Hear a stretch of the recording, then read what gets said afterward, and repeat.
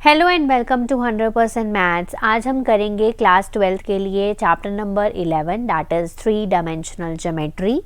तो आज की इस वीडियो में हम इसका इंट्रोडक्शन पार्ट डिस्कस करेंगे, क्यों हम 3 डायमेंशनल ज्योमेट्री को फिर से पढ़ने जा रहे हैं इन क्लास 12, प्लस इसके हम कुछ कॉन्सेप्ट्स रिवाइज भी करेंगे और कुछ न्यू कॉन्सेप्ट सीखेंगे भी, प्लस हम इसमें एक्सरसाइज 11.1 जो है वो पूरी कंप्लीट करेंगे। सो फुल वीडियो ध्यान से ज़रूर देखिएगा। आइए वीडियो स्टार्ट करते हैं। बच्चों, हमने क्लास 11th में भी 3D ज्योमेट्री जो है उसका इंट्रोडक्शन स्टडी किया था, पर वहाँ पर हमने सिर्फ और सिर्फ कार्टेशियन फॉर्म या कार्टेशियन मेथड्स के बारे में डिस्कस किया था। अब हम जब बात करेंगे क्लास 12th में, तो हम अपना जो वेक्टर अलजेब्रा में कुछ कॉन्सेप्ट्स पढ़कर आए हैं उसको हम 3D तक क्या करेंगे, लेकर जाएंगे। यानी कि हम इसमें Cartesian form plus vector form दोनों ही स्टडी करेंगे इन 3D ज्योमेट्री। ओके, तो इस चैप्टर में हम क्या क्या पढ़ने वाले हैं, पहले थोड़ा सा कॉन्सेप्ट देख लेते हैं। कौन कौन से कॉन्सेप्ट्स हम स्टडी करने वाले हैं। The first one is direction cosines and direction ratios of a line joining 2 point, जिसके बारे में थोड़ा सा आइडिया हमने वेक्टर अलजेब्रा में लिया था। Second, equation of lines and planes in space, angle between the two lines, क्या फॉर्मूलाज हैं, क्या कॉन्सेप्ट है, हम सारा वीडियोस में डिस्कस करेंगे। Two skew lines, distance of a point from a plane. तो ये कुछ टॉपिक्स हैं जो हम इसमें 3D ज्योमेट्री में स्टडी करेंगे।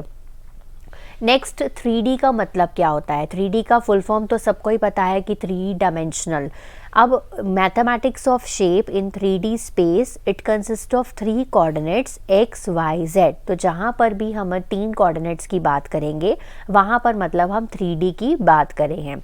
तो 3D स्पेस में बेसिकली किसी भी चीज़ की लोकेशन या किसी पॉइंट की लोकेशन फाइंड आउट करने के लिए, एग्जैक्ट लोकेशन फाइंड आउट करने के लिए 3 पैरामीटर्स की ज़रूरत होती है, that is x, y and z। तो 3 कोऑर्डिनेट्स जहाँ पर होंगे स्पेस में वो 3D स्पेस होती है। तो 3D स्पेस में 3 कोऑर्डिनेट्स होते हैं x, y and z। Okay, जैसे 2D में हम 2 कोऑर्डिनेट्स की बात करते हैं, वैसे 3D में हम 3 कोऑर्डिनेट्स की बात करते हैं। नेक्स्ट, हम फर्स्ट टॉपिक स्टडी करने जा रहे हैं, that is direction cosines and direction ratios of a line. अब अगर हमारे पास कोई भी एक डायरेक्टेड लाइन है, डायरेक्टेड लाइन का मतलब है डायरेक्शन गिवन है, L passing through the origin, तो और वो लाइन जो है वो पास कर रही है थ्रू ओरिजिन। तो हम इस लाइन साथ साथ डायग्राम को ऑब्जर्व करेंगे। तो ये हमारा है ओरिजिन और इससे ये जो लाइन L है, कैपिटल L, ये पास कर रही है। ठीक है, it makes an angles alpha, beta and gamma with the x, y and z axis respectively. अब आप देख सकते हैं कि ये जो अल्फ़ा एंगल है वो किसके साथ बनाया है, एक्स एक्सिस। तो ये हमारी एक्स एक्सिस है, आप नीचे की तरफ इस तरफ देख सकते हैं। तो यहाँ पर ये अल्फ़ा एंगल बना रही है किसके साथ, एक्स एक्सिस के साथ। देन बीटा एंगल बना रही है with the Y axis and the gamma angle बना रही है विद द जेड एक्सिस। और इन सब को हम क्या बोलते हैं, डायरेक्शन एंगल्स बोलते हैं। ठीक है, अब इसी डायरेक्शन एंगल्स के अगर हम कोसाइन वैल्यूज़ ले लें, यानी कि cos alpha, cos beta and cos gamma ले लें, तो इन्हीं को ही हम बोलते हैं direction cosines of the directed line L। Okay, अब बात आ जाती है कि अगर हम ये इस लाइन की डायरेक्शन को रिवर्स कर दें तो जो डायरेक्शन एंगल्स हैं वो क्या बदल जाएंगे, किस में रिप्लेस हो जाएंगे, बाय देयर सप्लीमेंट्स। क्योंकि टोटल 180 होता है, सो सप्लीमेंट्स क्या बन जाएंगे, pi minus alpha, pi minus beta, pi minus gamma. क्योंकि नॉर्मल जो हमारे डायरेक्शन एंगल्स हैं वो क्या है, अल्फ़ा, बीटा एंड गामा। तो उनके सप्लीमेंट्स क्या हो जाएंगे, alpha, pi minus alpha, pi minus beta, pi minus gamma. और जो साइन है डायरेक्शन कोसाइंस के वो भी क्या हो जाएंगे, रिवर्स हो जाएंगे।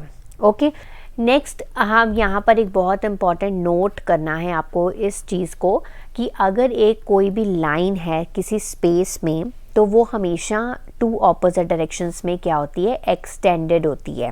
ठीक है, उसके 2 सेट्स ऑफ डायरेक्शन कोसाइंस बनेंगे। अगर आप लोगों को यूनिक सेट चाहिए डायरेक्शन कोसाइंस का, तो आपको हमेशा क्या लेनी पड़ती है, हमेशा डायरेक्टेड लाइन लेनी पड़ती है। ताकि उसके एक ही सेट बने डायरेक्शन कोसाइंस का।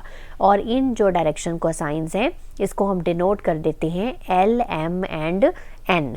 तो अभी मैंने बताया था कि हमारे डायरेक्शन कोसाइंस क्या होते हैं, कोसाइन ऑफ दीज एंगल्स, यानी कि cause alpha, cos beta and cause gamma, यही बताया था आप लोगों को।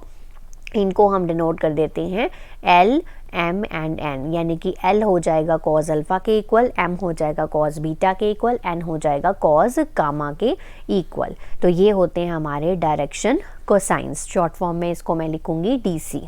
ओके, अब एनी 3 नंबर्स, अब और 3 नंबर्स जो इनके प्रोपोर्शनल हो टू द डायरेक्शन कोसाइंस, उनको हम बोलते हैं direction ratios of the line.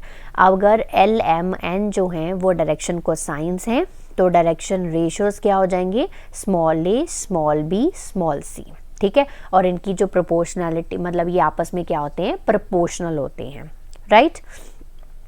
Next, अगर A B C direction ratios हैं, L, M, N direction cosines हैं, ठीक है, तो क्या होगा, L upon A is equal to M upon B is equal to N upon C. अभी मैंने बोला कि ये आपस में क्या होते हैं, प्रोपोर्शनल होते हैं। ठीक है, लेटर से ये तीनों जो हैं वो किसके बराबर हैं, के कांस्टेंट के बराबर हैं। अब यहाँ से L जो है वो ए के बराबर, ठीक है, इस तरह से किया हुआ है, L upon A is equals to k. ठीक है, तो L आ जाएगा ए के बराबर, ऐसे ही जो M है वो बी के बराबर आ जाएगा, और N जो है वो सी के बराबर आ जाएगा। ठीक है, और ये रिलेशन हमने पिछले चैप्टर में पढ़ा था जब हमने वेक्टर अलजेब्रा डिस्कस किया था, L square plus M square plus N square is equal to 1। ठीक है, कि इनका जो स्क्वायर होता है, डायरेक्शन कोसाइंस के जो स्क्वायर्स होते हैं वो उनका एडिशन इज इक्वल टू 1 होता है।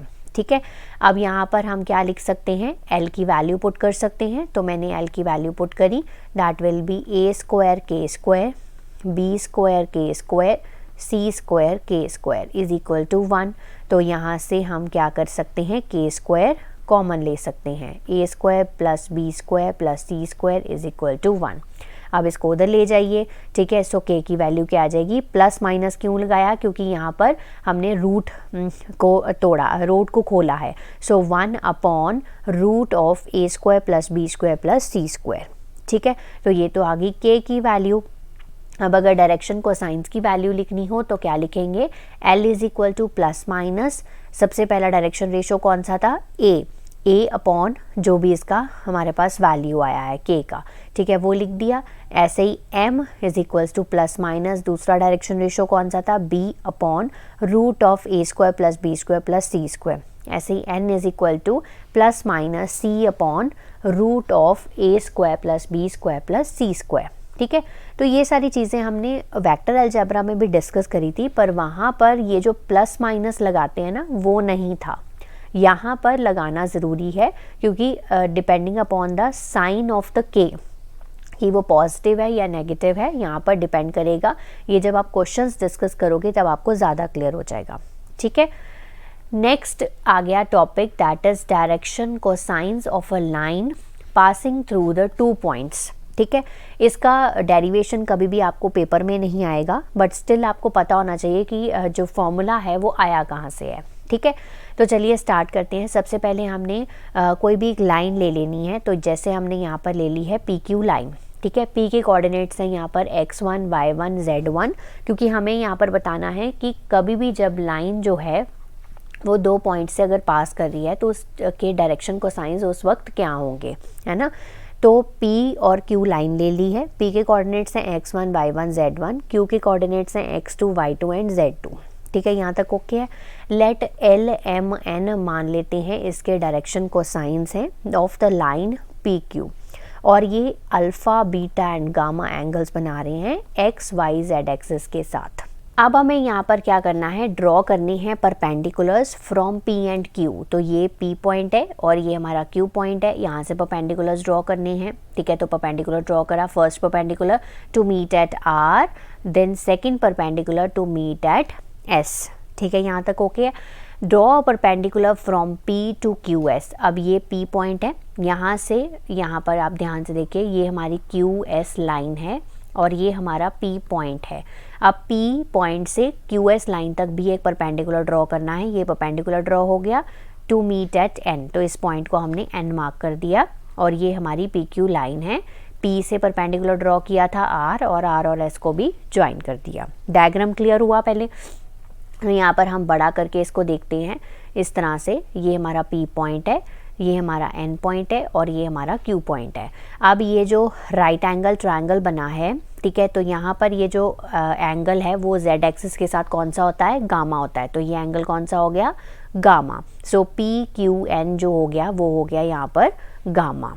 ठीक है, अब अगर हमें यहाँ से कॉस गामा की वैल्यू लिखनी हो, ठीक है, सिमिलरली तो हम कॉस अल्फा और कॉस बीटा की लिख पाएंगे, पहले हम कॉस गामा की समझ लेते हैं। तो कॉस गामा क्या हो जाएगा? कॉस का फॉर्मूला क्या होता है? Base upon hypotenuse. अब ये एंगल ऊपर की तरफ है तो बेस क्या होगा इसका? क्यू एन होगा। क्यों होगा? क्योंकि बेस परपेंडिकुलर बन जाता है, परपेंडिकुलर बेस बन जाता है जब एंगल ऊपर की तरफ होता है। ट्रिग्नोमेट्री में पढ़ा है क्लास 10th में। हाइपोटेन्यूज क्या है? पी क्यू है। अब ये जो एन क्यू है वो क्या हो जाएगा? एन क्यू हो जाएगा, क्योंकि गामा एंगल है तो Z2 माइनस Z1 हो जाएगा और पी क्यू क्या है हमारा? पी क्यू ही रहेगा। ये बाद में बताऊंगी इसकी वैल्यू क्या आएगी। ठीक है, ये हो गया cos gamma.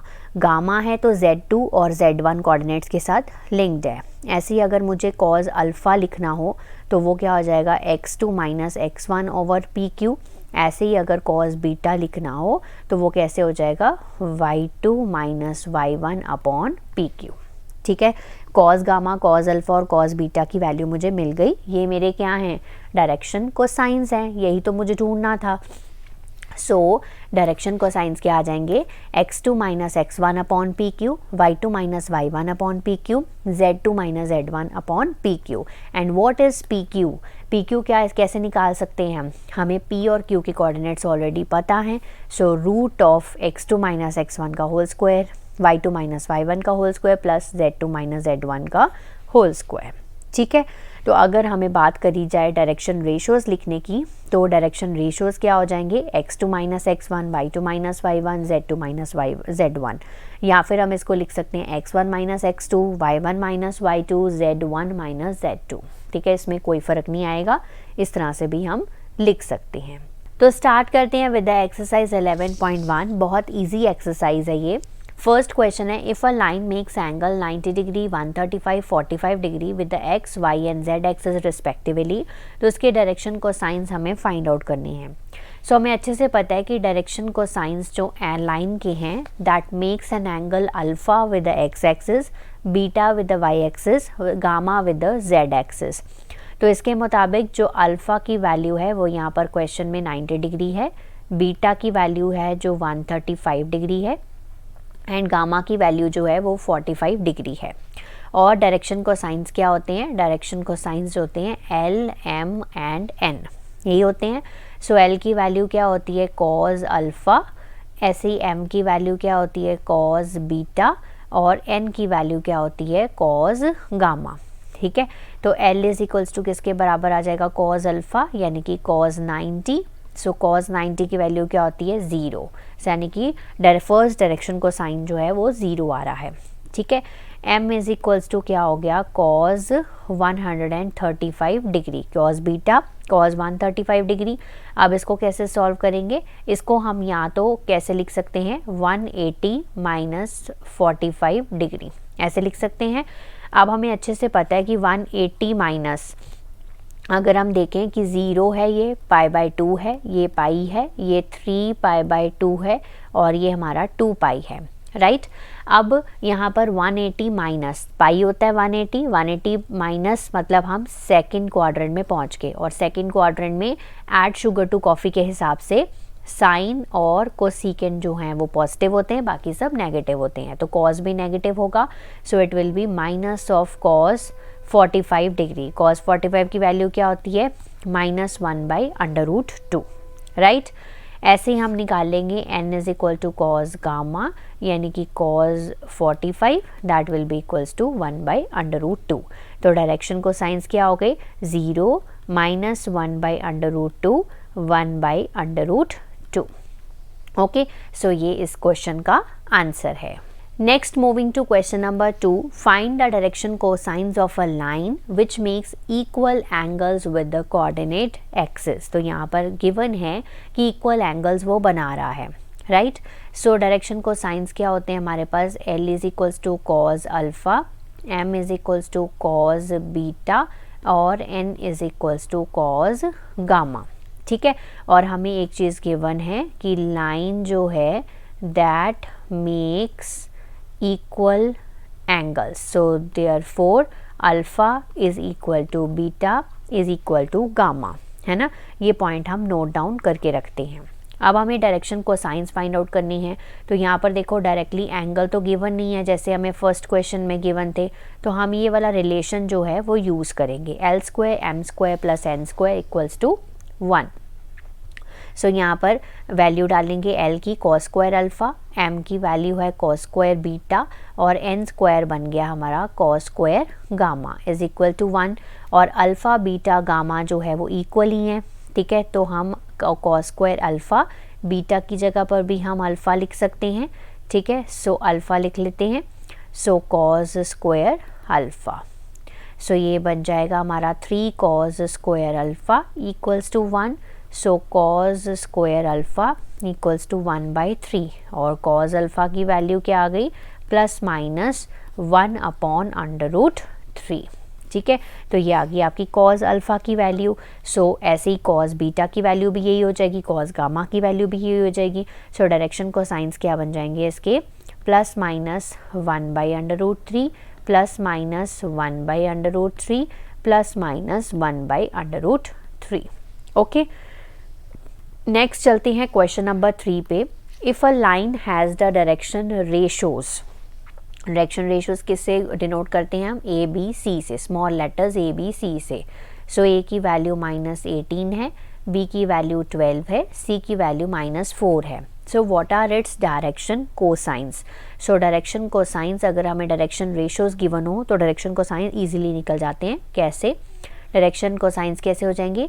A upon root of A square plus B square plus C square, B upon root of A square plus B square plus C square, C upon root of A square plus B square plus C square. ठीक है, so हम root of A square plus B square plus C square निकाल लेते हैं और direction को science निकल आएंगे. सो दिस विल बी -18 का होल स्क्वायर, 12 का होल स्क्वायर, -4 का whole square. So this is 324, 144 plus 16. ठीक है, so this is equals to 484, this is equals to 22. So A क्या है? -18 अपॉन 22, B क्या है? 12 अपॉन 22, C क्या है? -4 अपॉन 22. इसको थोड़ा सिंप्लीफाई कर लेते हैं. -9/11, देन ये हो जाएगा 6/11, दिस इज़ -2/11. ये आ गए इसके डायरेक्शन कोसाइंस. नेक्स्ट चलते हैं क्वेश्चन नंबर 4 पे. हमें यहाँ पर 3 पॉइंट्स गिवन हैं. हमें यहाँ पर शो करना है कि ये कोलिनियर पॉइंट्स हैं. ठीक है, अब कोलिनियर पॉइंट शो करने के लिए हमारे पास क्या होना चाहिए? तो 3 पॉइंट्स कब कोलिनियर होते हैं पहले वो देख लेते हैं. सो 3 पॉइंट्स आर कोलिनियर अगर उनकी जो डायरेक्शन रेशोज़ हैं वो क्या हो? प्रोपोर्शनल हो, तो 3 पॉइंट्स कोलिनियर होते हैं. तो यानी कि यहाँ पर अगर हम इसको A पॉइंट मान लें, इसको B पॉइंट मान लें और इसको C पॉइंट मान लें, तो अगर direction ratios of AB and BC are proportional, ठीक है, तो ये तीनों पॉइंट्स क्या हो जाएंगे? कोलिनियर हो जाएंगे. ठीक है, तो हम फाइंड आउट कर लेते हैं AB के डायरेक्शन रेशोज़ और BC के डायरेक्शन रेशोज़. ठीक है, सो A के पॉइंट क्या गिवन है? 2, 3, 4. B के पॉइंट गिवन है -1, -2, 1. So direction ratios of AB, direction ratios of AB क्या आ जाएगा हमारे पास? -1, -2. ठीक है, -1, -2, देन -2, -3, -2, -3, 1, -4. ये हो गया -3, -5, -3. सो A1 की वैल्यू आ गई -3, B1 की वैल्यू आ गई -5, C1 की वैल्यू आ गई -3। डायरेक्शन रेशियोज वैसे स्मॉल a b c होते हैं, यहाँ पर 2 लाइंस के डायरेक्शन रेशियोज हैं, इसलिए हम यहाँ पर A1 B1 C1 A2 B2 C2 यहाँ पर देंगे। सो B के पॉइंट हैं -1 -2 1 और C के पॉइंट है हमारे पास 5 8 एंड 7। ठीक है, तो direction ratios of BC find out करेंगे। 5 -1 + 1 8 -2 + 2 7 -1, ये हो गया 6, ये हो गया 10, ये हो गया 6। ठीक है, सो A2 की वैल्यू आ गई 6, B2 की वैल्यू आ गई 10, C2 की वैल्यू आ गई 6। अब इनके प्रोपोर्शनलिटी चेक कर लेते हैं। सो A1 बाई A2 -3/6 यानी कि -1/2। Next B1 by B2 -5/10 -1/2। C1 upon C2 -3/6 that is equal to -1/2। ठीक है, तो तीनों क्या हैं, बराबर हैं, तो प्रोपोर्शनल हैं। So A1 by A2 is equal to B1 by B2 is equal to C1 by C2। ठीक है, सो देयरफॉर हम लिख सकते हैं यहाँ पर कि इनके डायरेक्शन रेशियोज प्रोपोर्शनल हैं। So points are collinear. Okay, moving to the last question of today's video and exercise also, find the direction cosines of the sides of a triangle। ठीक है, तो sides of a triangle, तो ये हम यहाँ पर triangle draw कर लेते हैं। सो A B C नाम रख लेते हैं। सो A के कोऑर्डिनेट्स हमें गिवन है 3 5 -4, B के कोऑर्डिनेट्स हैं -1 1 एंड 2, C के कोऑर्डिनेट्स हैं -5 -2। ठीक है, अब यहाँ पर हमें डायरेक्शन को साइंस यहाँ पर फाइंड आउट करनी है। तो सबसे पहले direction ratios of AB find out करने पड़ेंगे, direction ratios of BC find out करने पड़ेंगे और direction ratios of CA find out करने पड़ेंगे या AC फाइंड आउट करने पड़ेंगे, है ना। सो डायरेक्शन रेशियोज हमने फाइंड आउट करने हैं AB के। सबसे पहले ये ABC पॉइंट्स हैं, तो AB के लेके डायरेक्शन रेशियोज फाइंड आउट करिए। सो डायरेक्शन रेशियोज -1 -3 -4 1 -5, ये हो गया -4, 2 -4 दैट इज 6, ये हो गया डायरेक्शन रेशियोज। ठीक है, और हम AB का जो मैग्नीट्यूड है वो भी फाइंड आउट कर लेते हैं। दैट इज इक्वल टू -4 का स्क्वायर 4 का स्क्वायर 6 का स्क्वायर, है ना। ये हमने क्या फाइंड आउट किया, root of A² + B² + C², क्योंकि ये ABC की वैल्यूज़ हैं। तो ये हो गया 16 + 16 + 36, 32 + 36 कितना हो गया 68। दैट इज़ इक्वल टू, इसको अगर हम तोड़ें सो दिस विल बी 2 × 2 × 17, तो 2 बाहर आ जाएगा, 2√17 बन गया। ठीक है, ऐसे direction cosines of BC find out करेंगे। -5 -1 -1 दैट इज़ -4 हो गया, -5 -1 -6 हो गया, -2 -2 ये हो गया हमारे पास -4। ठीक है, ऐसे हम यहाँ पर BC का भी फाइंड आउट करेंगे। सो ये भी हो गया 16 + 36 + 16 सेम ही आएगा 68 2√17। CA का फाइंड आउट कर लेते हैं। सो 3 -5 कितना हो गया 8, देन 5 -5 कितना हो गया 10, -4 + 2 that is equal to -2। So CA का हम फाइंड आउट करेंगे। सो दिस इज 64, 8 का स्क्वायर 64, 10 का स्क्वायर 100, 2 का स्क्वायर 4। सो ये हो गया 168, इसको हम लिख सकते हैं 2√42। ठीक है, अब हमें ये डायरेक्शन रेशोज़ मिले हैं। अभी यहाँ पर इस क्वेश्चन के लिए हमें डायरेक्शन को साइंस फाइंड आउट करनी है।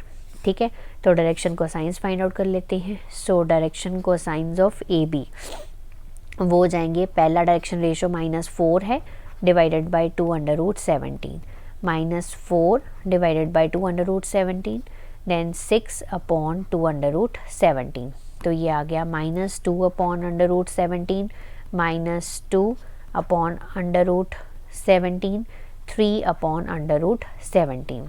ऐसे ही यहाँ पर डायरेक्शन को साइंस -4/2√17, -6/2√17, -4/2√17, -2/√17, -3/√17 -2/√17।